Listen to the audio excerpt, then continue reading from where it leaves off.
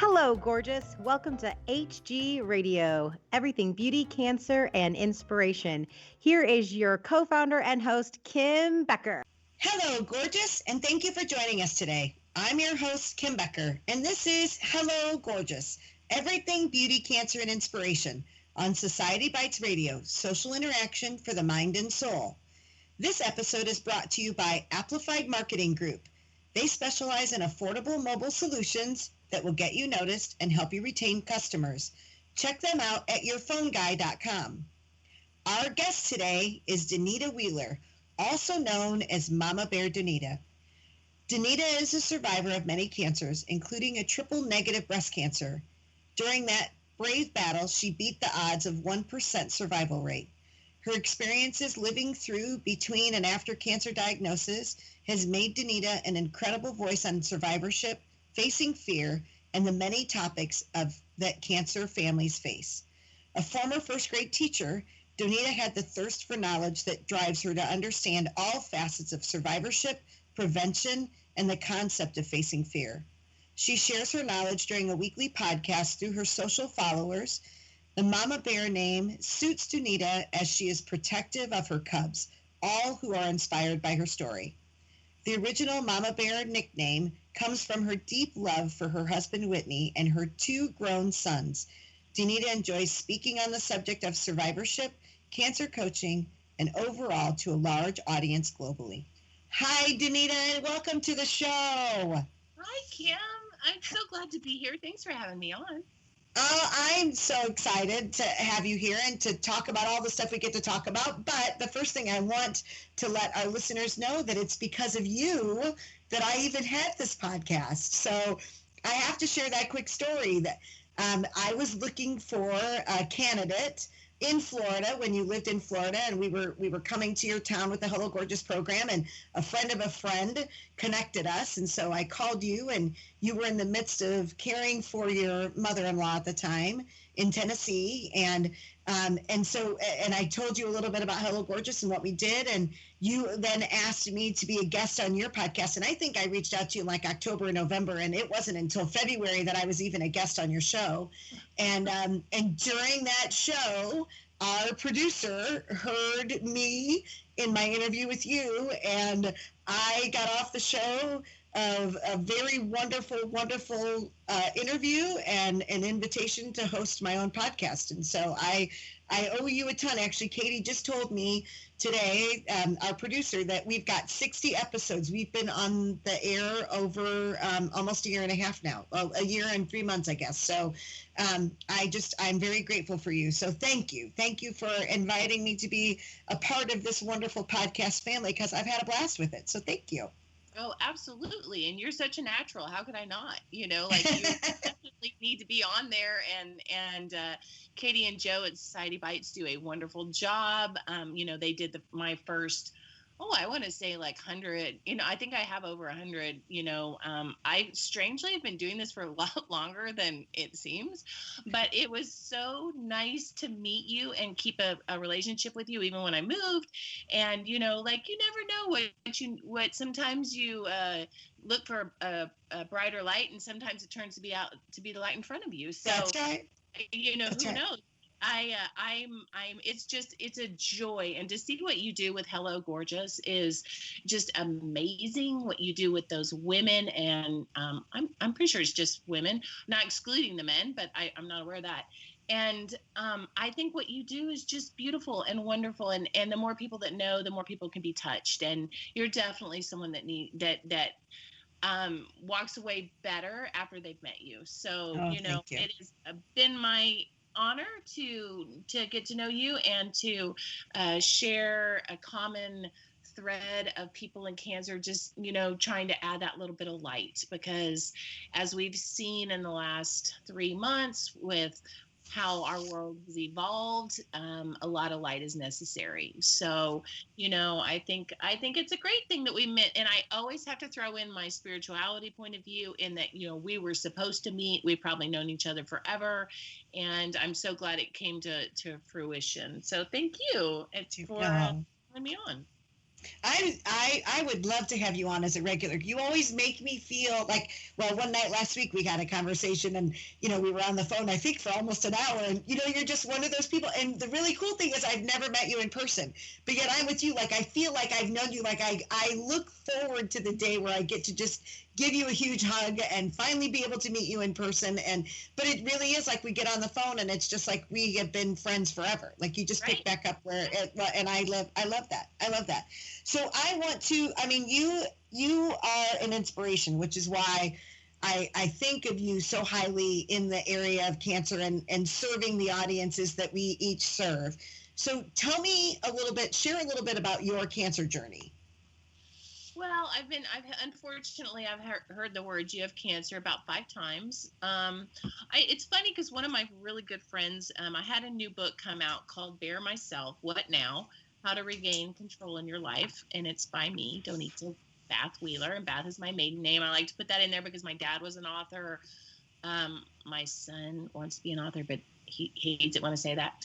And my grandmother was a published author, so I feel like the cancers that I had over and over again, I had triple negative breast cancer, which was the first deadliest, like most deadliest. And then I had a simple cyst turn into cancer, and I removed partial hysterectomy, which I didn't tell many people that it was cancerous. I just said, oh, I had a hysterectomy. It was fine, because there's a side to cancer that can be dark and gray, and I didn't want to revisit that. And then I had an ovarian cyst in my other side that turned cancerous again. So I had a full hysterectomy.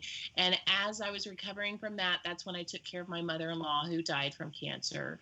And then during my son's wedding, I had my second most deadly melanoma removed from my ear, which I've had a beautiful recovery from.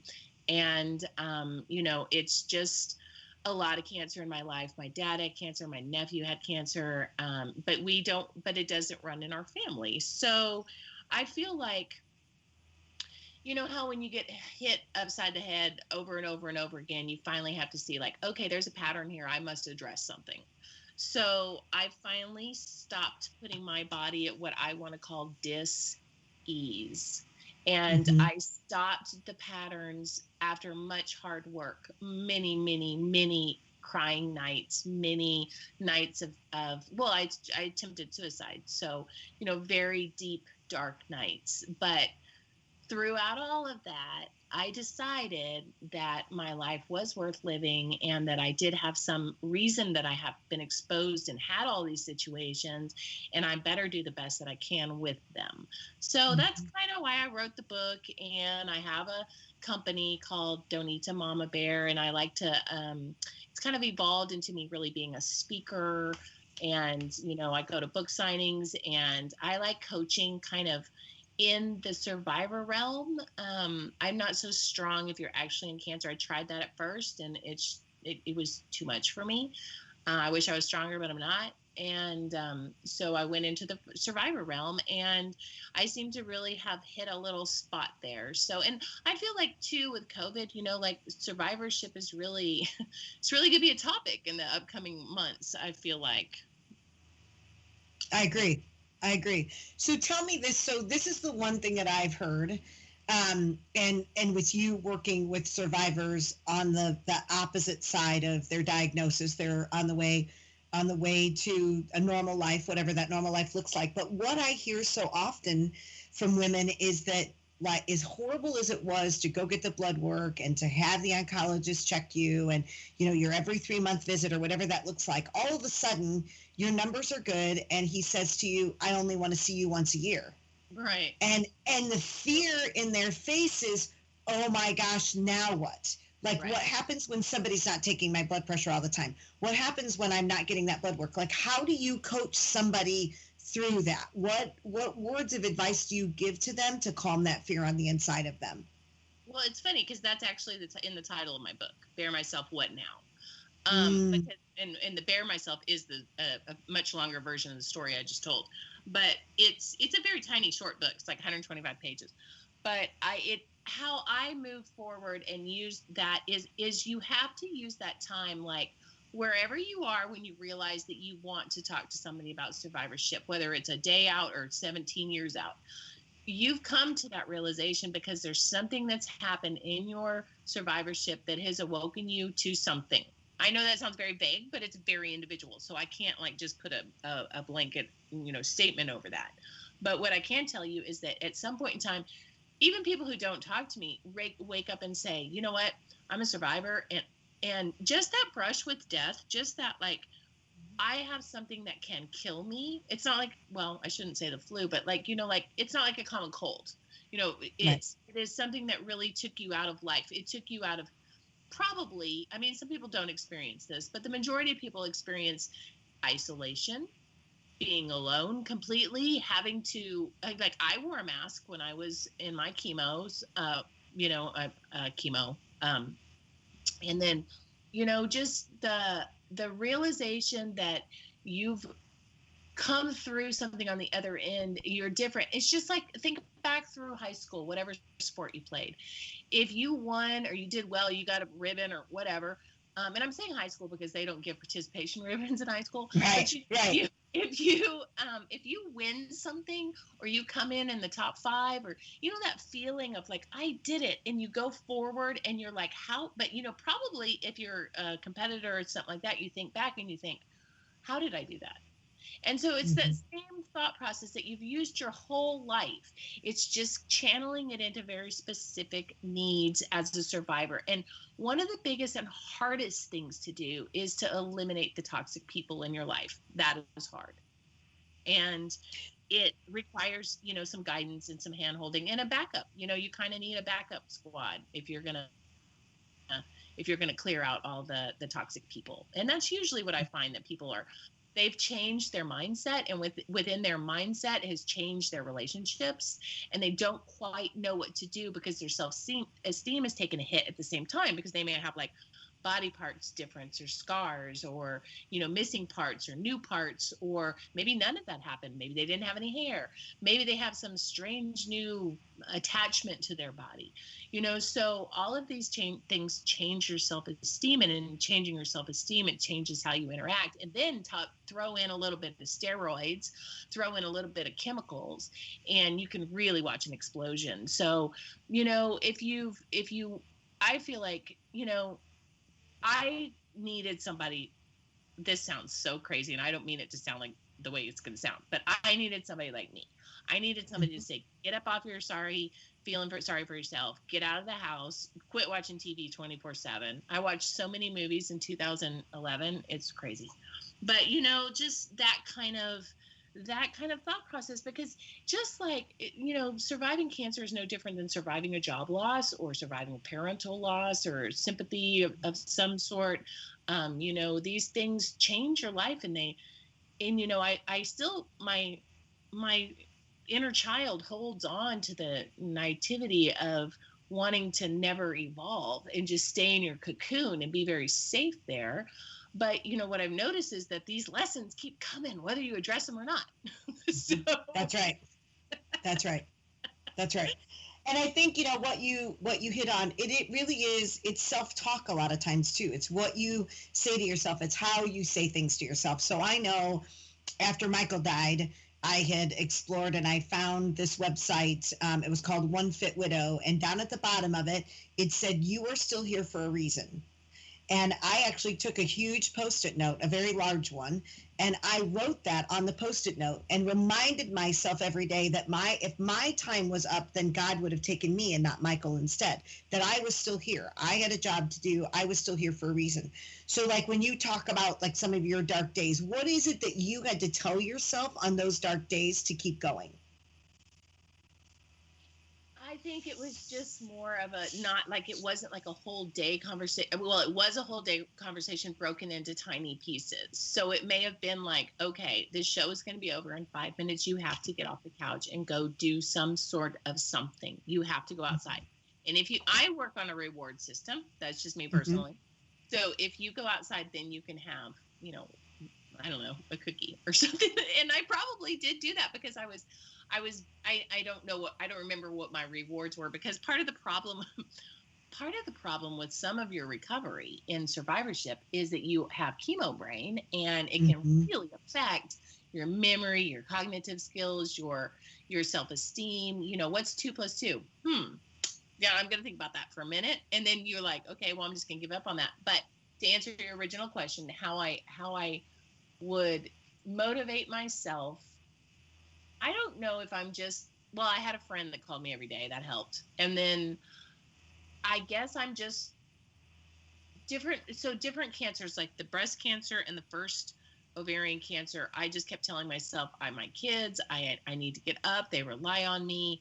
I didn't have a job, so I didn't have to report to that, but I did have to I held myself accountable. And then with the second hysterectomy, that's when I attempted suicide. And that's when I had closed myself off from every source that could help me. And I think in hindsight, I did that to put myself in the most extreme situation because I quote unquote wasn't listening to myself.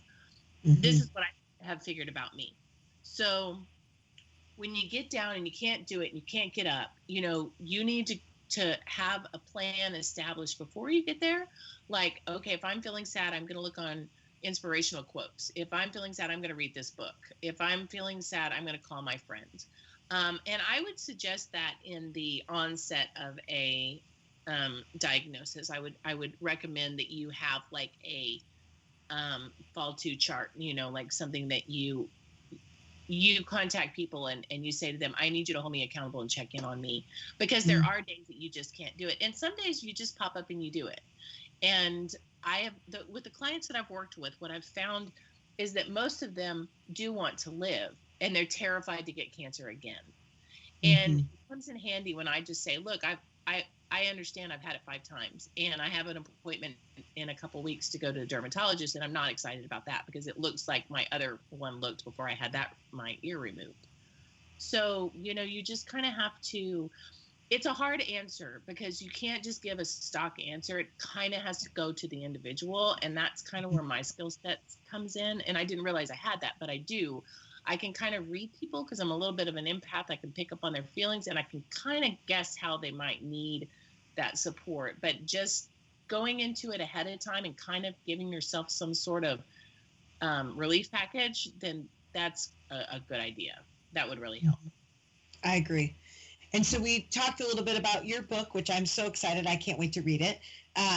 So why now? So in a prior conversation, you said that the book it's been like 10 years you've been talking about this. Why do you feel like now is the time for you to actually share your story with people and allow people into your world where they can see your deepest, darkest soul and the bright light that you have become now? Why is now the time? Well, I think it started as a blog. I started blogging during my first treatment, and all the feedback was, you should turn this into a book. And I didn't. I held on to it because I guess the short answer is I needed to go through a lot more before I could finish the book. So, I had 4 more episodes, and my mother-in-law, and my husband losing his job, and my son getting married, and just different things that I wasn't there yet. And I feel like I had the knowledge and the information, but I didn't know where to send it. So I needed to get through that part of life and to understand. And funny, I guess as a writer, you're just never quite done. The book came out, unfortunately, the same week that we went in lockdown. And so, as you can imagine, I haven't been able to publicize it. And it is kind of tiny. So I was thinking I might have a second book related to my weight issues. I've had weight issues my entire life. And last weekend, I had like a real discovery, kind of like I did with this book.